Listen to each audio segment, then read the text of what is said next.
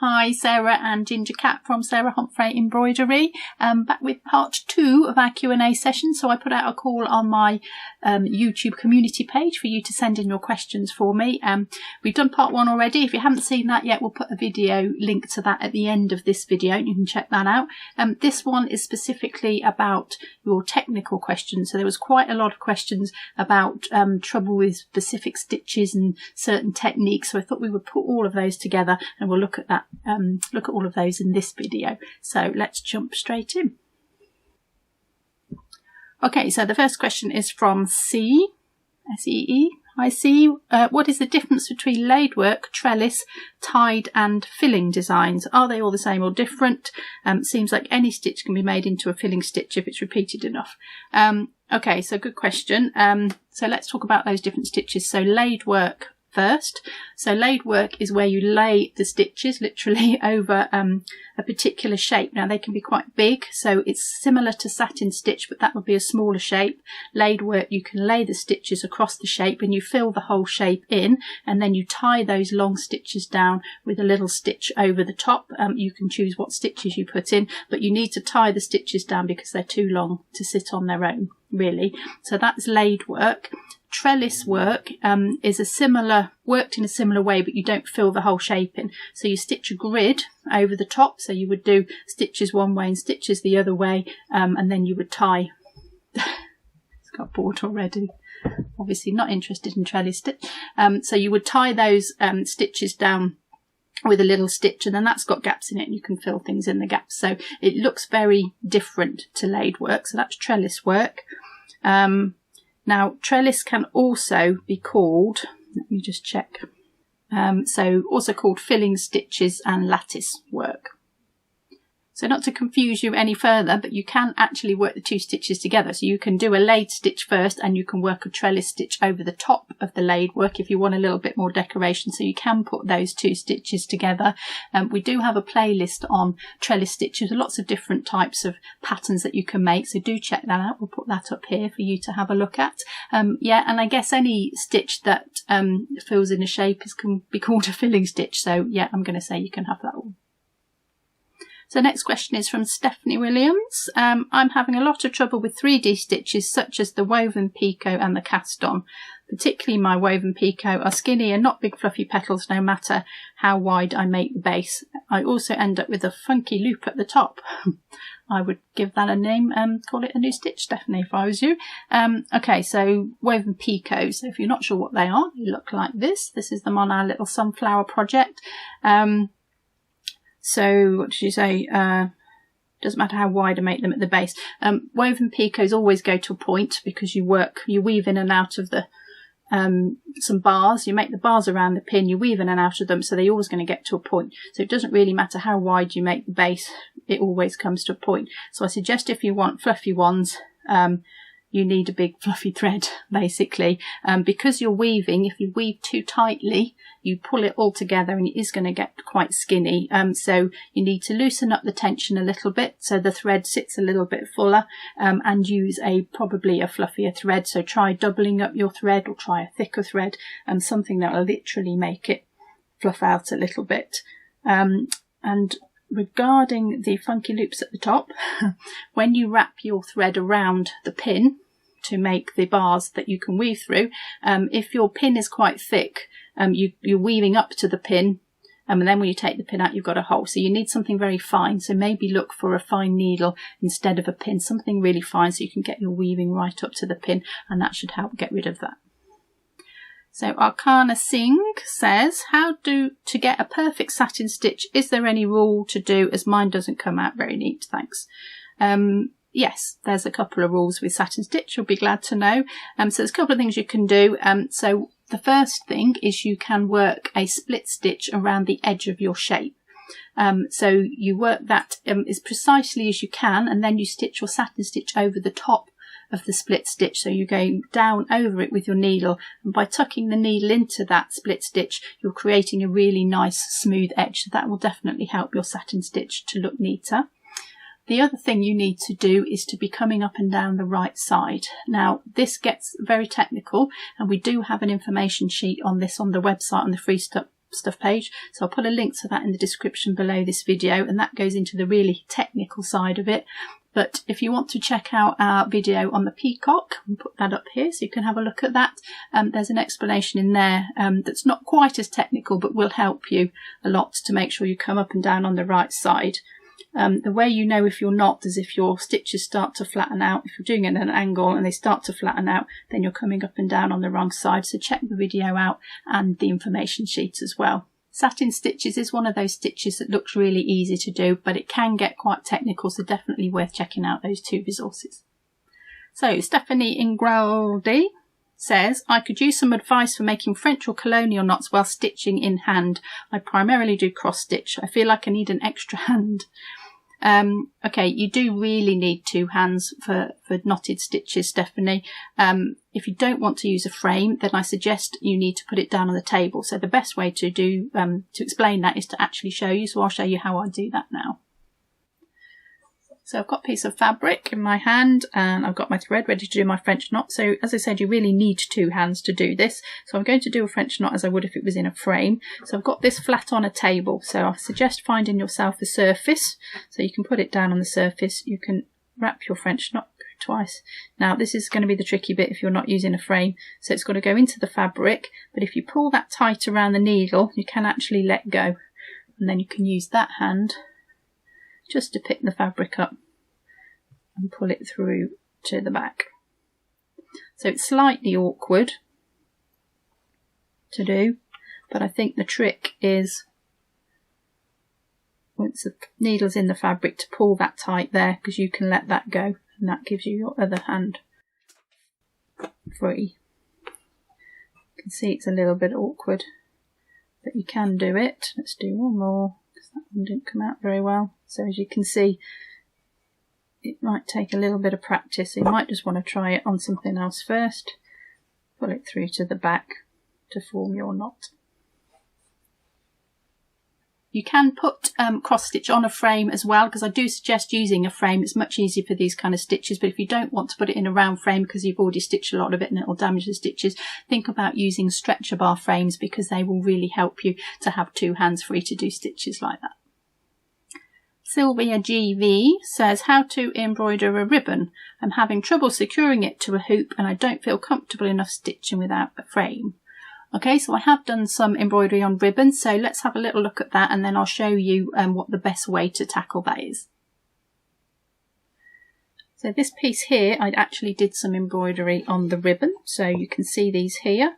So that's quite a wide ribbon. It's also see-through as well, so I had to be careful how I stitched that. But I've got some narrow pieces under here. There's another wide one. It's got some sequins on it. And then I did a little narrow one here. It's actually got some gold work on it. That one, it's got some tiny chips on it. So I suggest what you do is you can either get out of the way. So this is using it in a hoop, so you said you tried to do this, so it will go in a hoop. You'll need to do it quite tightly, so that is quite tight in that hoop. Obviously the edges move, so it's a little bit fiddly to stitch on, and the biggest problem with this is if you want to stitch a big long piece, then obviously you've got to think about what happens here. So you either need to stitch it in sections and move the ribbon along, or stitch along in a long length and take it out and do the rest by hand. I think I actually did do this one by hand, because I think it just was too fine, and it's quite a long ribbon as well, so I did literally hold it over my fingers and stitch in it the right side, hold it in my fingers, work a stitch, come up and put a chip on. So neither are ideal, so either in the hoop and think about how you're going to deal with the edges, or hold it in your hand and wrap it around your fingers to stitch on. So that can still be a little bit awkward, that technique to do, whichever one you choose. So if anyone has embroidered on ribbon out there and has got a better idea, then please do let us know. We're always ready to learn, and it'd be great to learn something new. So I've got a question now from Ty, KKY. I'm not sure how you say that, sorry. I have so much trouble with long and short stitch. It looks bad each time I attempt to do it. Any advice? Underneath that comment were loads of other comments with people having the same trouble. So this is obviously a technique that people find difficult. Kerry Fulford says, me too. Kay Richardson says, yes, this. Kathy Barnett, how many threads for long and short stitch? And Scardy Warrior, I always end up with little gaps. I don't notice them till I hold the piece and the light shines through. Okay, so let's tackle long and short stitch. So a few things that you can do. So number one is to think about using a backing fabric behind your embroidery fabric. This will help to stabilise the fabric a bit. Long and short stitch is quite a heavy stitch. There's lots of stitches going to a small space and it can pull the fabric together, and it's hard to be really accurate with it with one piece. But if you put a backing fabric behind it, just stabilises it. It gives you a bit of a bigger a more stable surface to work on basically, and you'll find it much easier to stitch on that. So number one, try backing fabric. Most people don't put enough stitches in, so the reason when you hold it up to the light you're seeing gaps in is because literally there aren't enough stitches. It can be quite hard to know how many is too many stitches, because there can be too many. It starts to come up rather than go along. But what you need to do is stick to the system. So there is a system with long and short. It looks very beautiful and organic, but actually there's quite a rigid way of working. So you work the first row completely first, finish that before you work the next row, you finish that before you work the third row, and you start in the middle and work out to the edge, start in the middle and work out to the edge. If you stick to this system, you'll find it much easier to get the right number of stitches in. It's easy once you've got a colour in the needle to go off down one side. I think, oh great, I know what I'm doing, off I go. Then you don't know how many stitches you've got to put in, your angles are all wrong and all over the place. So you stick to the system and that will definitely help you. So I recommend as well putting a split stitch around the edge of your design, and working your stitches over this. So this will help you to get a much neater edge. You don't need to do these things when you're more experienced. Just as with the rows, you can jump around a little bit when you get more experience, but definitely when you're learning, these things will help. So stick to the system, and if you do the split stitch around the edge and work your stitches over them, that will give you a nice neat edge while you get the hang of the technique.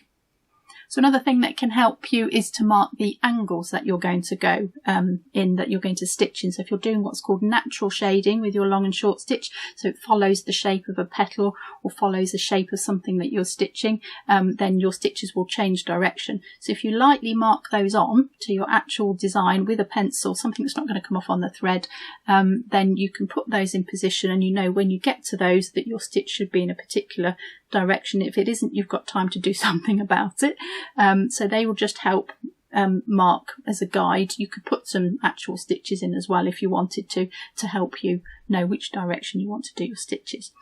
All of this information is in our Pansy video, this one here. You can see the whole thing up here.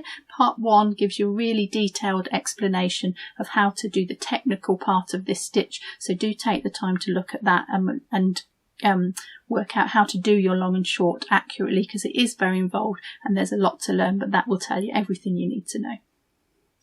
So a message from Elizabeth Robinson: how do you do curves in the lettering and make them full? How do you do curves in the lettering and make them full?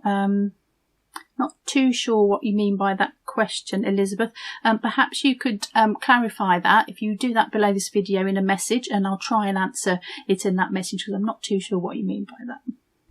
So Party over here says, I've been wondering if it's better to bring the needle all the way up through the cloth when stitching, or should the other process of keeping the needle continue in the cloth as you stitch be better? I hope this made sense. Yes, I think it makes sense, Party over here. Best way is to demonstrate that. So I think you're asking, is it best to do it in a frame or without a frame? Is basically what it comes down to. So I think I'll just show you that, because that will be much quicker. Okay, so there's a couple of processes that we're talking about here. So the one question was, do you bring the needle through the cloth and keep the needle in the cloth? So if you were holding the fabric in your hand, you would do this method. So I'll start it underneath. So let's just pick a running stitch for an example, and you go needle in and out in one movement, in and out in one movement. So you can see how I'm gathering up the fabric there. When I pull that through, I've got my running stitch. So if you're holding the fabric in your hand, you can do that, because I can actually manipulate the fabric to get my needle in. You can see how I'm doing that. So the other method is if you've got it in a frame. Now it's very hard to do that method in a frame because you've got to push the fabric up and down to get the needle in and out. By pushing it, you're going against the tension in the frame, so you're manipulating the fabric when it doesn't really want to be manipulated because it's tight in the frame. So if you try and do that, you're pushing on the fabric and you're distorting it. So the method to use in this instance is to take the needle all through to the back, all the way through to the back, and then come up on the top and back down. So you're doing it in more movements. So which one you choose depends really on how you're working. So if you're working in a frame, you'll need to do this method of up and down through the fabric. If you're working without a frame, you'll need to do this. Well, you don't need to, but you can do this method where you gather it up and the needle goes through in one movement. So I have had that question come up quite a lot about stitching without a frame and the differences between the two. So I think that one's another one that's worthy of a video. So do keep an eye out for that, and we will do that one in the future. Come back again now, have you? Right, just stay there because I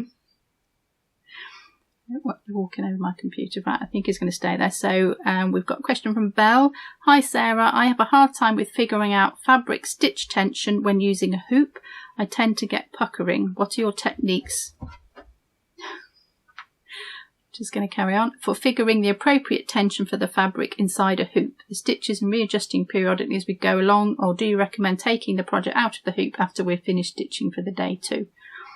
Okay, good question. Well, we'll start at the end of that one. So really what you should do if you've got your embroidery in a hoop is you should take it out at the end of the day when you're not stitching in it and put it back in again the next day. Some people might be a bit horrified by that, but it's really the best way to avoid damaging your fabric and to getting a hoop mark in your fabric, which can happen with ring frames. So yes, take it out when you're not working on it.